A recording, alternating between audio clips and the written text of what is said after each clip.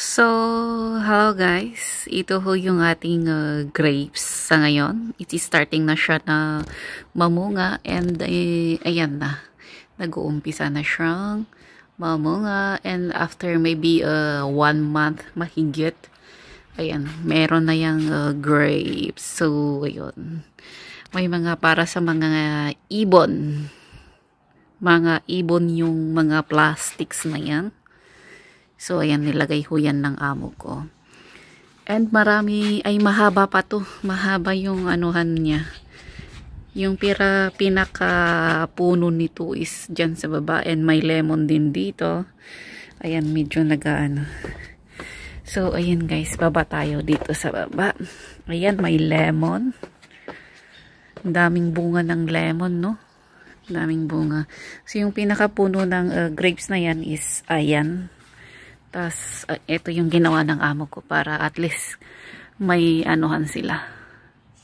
May sasabitan yung bunga ng grapes. So, andito pa yan sa, hanggang dito ho yan. Palibot sa kanyang bahay eh. Maganda din yung ginawa ng amo ko. Inano niya sa gilid ng sa bahay niya.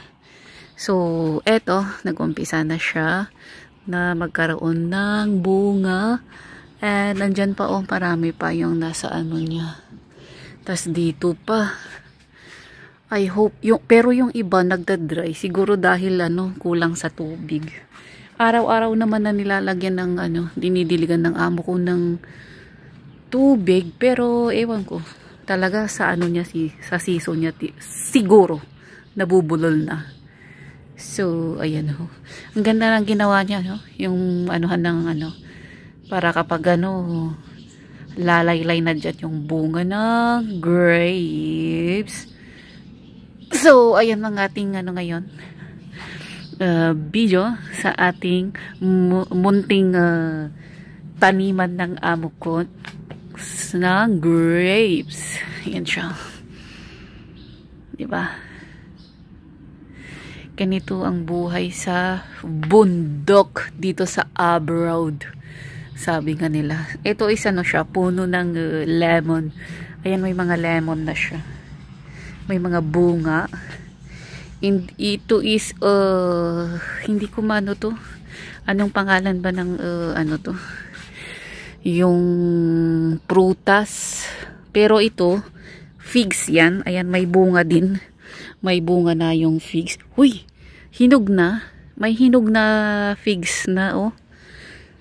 Pero nagsilaglagan na din sila, Ay, nagsilaglagan na yung mga, yung bunga niya.